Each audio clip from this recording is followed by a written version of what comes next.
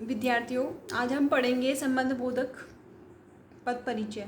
ठीक है, इससे पहले हमने पढ़ा है क्रिया विशेषण, पद परिचय और समुच्चय बोधक अव्यय का पद परिचय। आज हम पढ़ेंगे संबंध बोधक पद परिचय। इससे पहले हम संबंध बोधक अव्यय के बारे में देख लेते हैं। देखो, नाम से पता लग रहा है संबंध बोधक, बोधक यानी बोध कराने वाला, संबंध का बोध कराने वाला अव्यय शब्द ही क्या कहलाता है? संबंध बोधक अव्यय कहलाता है। ठीक है, परिभाषा देखते हैं। वे अव्यय शब्द जो किसी संज्ञा या सर्वनाम के बाद आकर वाक्य के दूसरे शब्दों से संबंध बताते हैं, उन्हें संबंध बोधक अव्यय कहते हैं। कि अव्यय शब्द जो क्या करते हैं? संज्ञा सर्वनाम का संबंध वाक्य के अन्य शब्दों के साथ बताते हैं, उन्हें हम संबंध बोधक अव्यय कहते हैं। संबंध बोधक नाम से बता रखना, संबंध बताएगा किसका?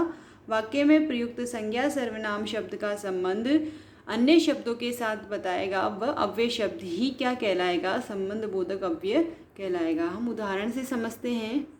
देखो, मेरा घर राम के घर के पास है, ऐसा अव्यय शब्द जो क्या बताएगा? संबंध बताएगा। अब इसमें अव्यय क्या है? पास है ना, पास है, तो पास का संबंध, पास संबंध बता रहा है किसका? मेरा घर से राम के घर से। ठीक है, मेरा घर शब्द का संबंध राम के घर से बता रहा है। कौन? के पास बता रहा है। इसमें एक चीज़ और ध्यान रखना बच्चों कि अव्यय शब्द का प्रयोग किसके साथ होगा? कारक विभक्ति चिन्ह के साथ होगा। अव्यय शब्द का प्रयोग कारक विभक्ति चिन्ह के साथ होगा। जैसे कि पास शब्द क्या है? विभक्ति चिन्ह है, और इसके आगे क्या लगा हुआ है? के, तो ये के पास ही क्या हो जाएगा? संबंध बोधक अव्यय हो जाएगा। देखो, मेरा घर राम के घर के पास है। ठीक है, के पास संबंध बता रहा है किसका? किससे? मेरा घर का संबंध राम के घर से। ठीक है, तो ये के पास क्या हो जाएगा? संबंध बोधक अव्यय हो जाएगा। इसी प्रकार पानी के बिना मनुष्य जीवित नहीं रह सकते। पानी का संबंध मनुष्य से कौन बता रहा है? के बिना बता रहा है। बिना शब्द क्या है? अव्यय है, और कारक विभक्ति चिन्ह के साथ प्रयोग हो रहा है, तो ये क्या हो जाएगा? संबंध बोधक अव्यय हो जाएगा। ठीक है, अब विद्यार्थियों, आपके मन में एक प्रश्न उठ रहा होगा कि पास, दूर, आगे, पीछे हमने कहाँ पढ़े थे? स्थानवाचक क्रिया विशेषण में। तो अब हम कैसे पता करेंगे कि संबंध बोधक और स्थानवाचक क्रिया विशेषण में क्या अंतर है? तो हम कुछ उदाहरण देखते हैं। देखो, ये उदाहरण है। पहला उदाहरण देखो, सेना आगे बढ़ी और सेना युद्ध क्षेत्र से आगे बढ़ी।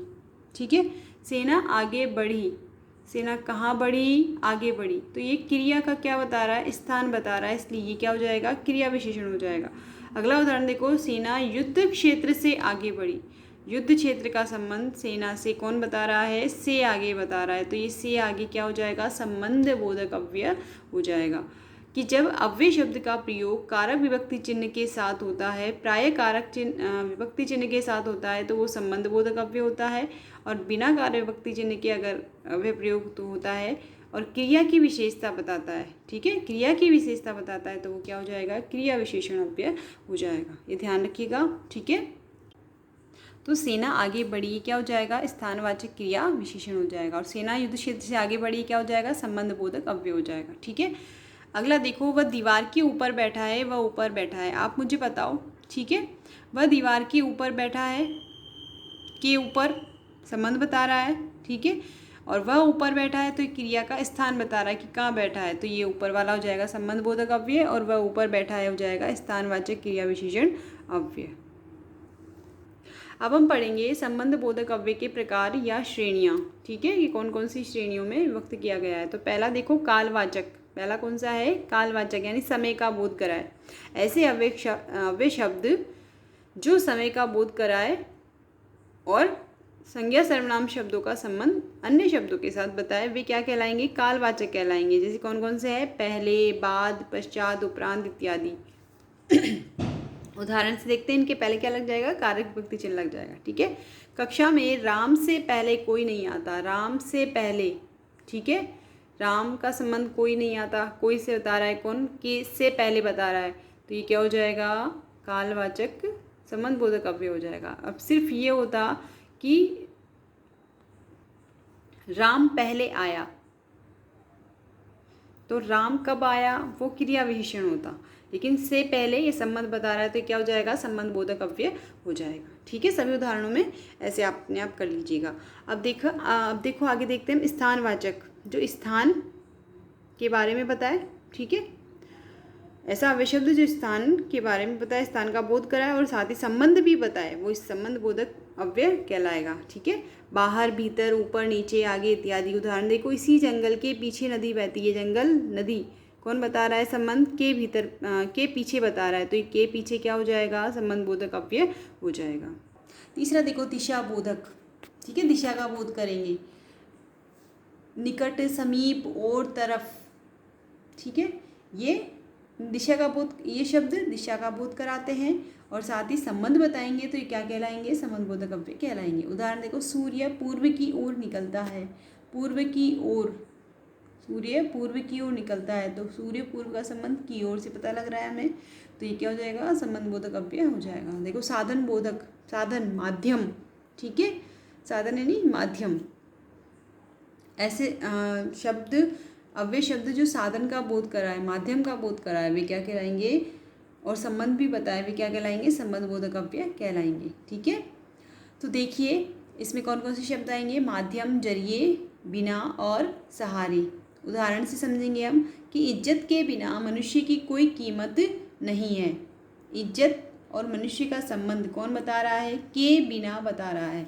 बिना शब्द क्या है? अव्यय है, और अव्यय शब्द का विभक्ति कारक चिन्ह का प्रयोग हो रहा है, तो ये क्या हो जाएगा? संबंध बोधक अव्यय हो जाएगा। अगला देखो, विरोध सूचक, यानी जो विरोध का बोध कराए। किसका बोध कराए? विरोध का बोध कराए। कौन कौन से शब्द आएंगे इसमें? विरुद्ध, प्रतिकूल, उल्टे, विपरीत। ठीक है, ये सब शब्द किस में आएंगे? विरोध सूचक में आएंगे। उदाहरण से समझेंगे कि समय के प्रतिकूल परिस्थितियों का भी सामना करना चाहिए। समय का संबंध परिस्थितियों से कौन बता रहा है? के प्रतिकूल बता रहा है, तो ये क्या हो जाएगा? संबंध बोधक अव्यय हो जाएगा। अगला देखेंगे हम, सहचर सूचक। सहचर का मतलब क्या होता है? साथ। ठीक है, का बोध कराने वाले शब्द, जैसे समेत, संग, साथ। उदाहरण से, विद्यार्थी अपने अभिभावक के साथ विद्यालय आए। के साथ, ये क्या है? संबंध बोधक अव्यय है। ठीक है, समता सूचक, समता यानी समान, समानता का जो बोध कराए। तुल्य, सदृश, समान, सम, ये क्या कहलाएंगे? अव्यय कहलाएंगे। ठीक है, और अगर ये संबंध बता रहे हैं तो ये संबंध बोधक अव्यय कहलाएंगे। राम के समान कोई भी प्रतिभाशाली नहीं है। राम का संबंध कोई से कौन बता रहा है? के समान बता रहा है, तो ये क्या हो जाएगा? संबंध बोधक अव्यय हो जाएगा। अगला देखेंगे हम, कारण सूचक। कारण बताए, कारण का बोध कराए, तो उदाहरण देखिए, वह पढ़ाई की खातिर रात में सोया नहीं। पढ़ाई के कारण रात में सोया नहीं, तो ये क्या हो जाएगा? संबंध बोधक अव्यय हो जाएगा। सीमा सूचक, जो सीमा का बोध कराए, लिमिट जिसे कहते हैं, इसमें कौन कौन से शब्द आएंगे? तक, पर्यंत, भर, मात्र। उदाहरण देखो, वह जीवन भर ब्रह्मचारी रहा। ठीक है, अगला देखो, हेतु सूचक। इसमें कौन कौन से आएंगे? रहित, सिवा, अलावा। सिवा जिसे हम कहते हैं कि मेरे सिवा, मेरे अलावा, अतिरिक्त। उदाहरण, व्रत में पानी के अलावा कुछ नहीं लेते। के अलावा, संबंध बता रहा है पानी का कुछ से, तो ये क्या हो जाएगा? संबंध बोधक अव्यय हो जाएगा। तो आपको संबंध बोधक अव्यय समझ में आ गया होगा। एक बार देख लो कि वे अव्यय शब्द जो संज्ञा सर्वनाम शब्द का संबंध अन्य शब्दों के साथ बताते हैं, उन्हें हम संबंध बोधक अव्यय कहते हैं। और ट्रिक की बात करें तो प्रायः अव्यय शब्द के पहले किसका प्रयोग होता है? विभक्ति कारक चिन्ह का प्रयोग होता है। ठीक है, प्रायः हम हमेशा नहीं कह सकते, प्रायः बिना उसके भी हो सकता है, जैसे तुलसीदास द्वारा रामचरितमानस लिखी गई।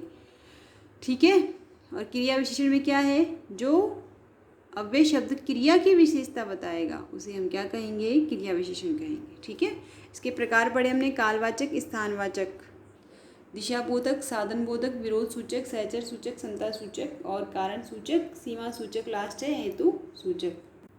संबंध बोधक पद परिचय में हम कौन सी बातें बताएंगे? तो ये 2 बिंदु ध्यान रखने, इसमें भी हमें प्रकार और संबंध बताए जा रहे शब्दों का संकेत। ठीक है, तो उदाहरण देखते हैं हम। पहला देखो उदाहरण, प्यास के मारे बुरा हाल है। के मारे के नीचे लाइन खींची हुई है, तो हमें के मारे का परिचय देना है। के मारे, ये प्यास का संबंध बुरा हाल से बता रहा है, तो ये क्या हो जाएगा? अव्यय, संबंध बोधक अव्यय। और कौन सा जाएगा? कारण सूचक, कि प्यास के कारण, प्यास के मारे। ठीक है, कारण सूचक। और दूसरा है संबंध बताए जा रहे हैं। अब संबंध किस किस के बीच में बता रहे हैं हम, प्यास और बुरा हाल के बारे का संबंध बता रहे हैं। तो हम लिख देंगे नीचे अव्यय, संबंध बोधक अव्यय और कारण सूचक है, और प्यास का बुरा हाल से संबंध बताया जा रहा है। ठीक है, अगला देखो, मैं परिवार सहित मेले में गया। देखो इस वाक्य में विभक्ति सहित अव्यय का प्रयोग था, लेकिन इस वाक्य में विभक्ति रहित प्रयोग है। लेकिन ये ध्यान रखना, ये संबंध बता रहा है कि मैं परिवार सहित, मैं को परिवार से जोड़ रहा है, मैं को किससे जोड़ रहा है, परिवार से जोड़ रहा है, संबंध बता रहा है। तो ये क्या हो जाएगा, संबंध बोधक अव्यय हो जाएगा, ये आपको ध्यान रखना है। ठीक है, तो ये हो जाएगा अव्यय, संबंध बोधक और सहचर सूचक, सहित संग साथ ये सहचर सूचक में थे। ठीक है, और किस में संबंध बता रहा है, मैं और परिवार में, तो हम नीचे लिख देंगे मैं परिवार का संबंध बता रहा है। ठीक है, तो ये हमारा संबंध बोधक पद परिचय कंप्लीट हुआ।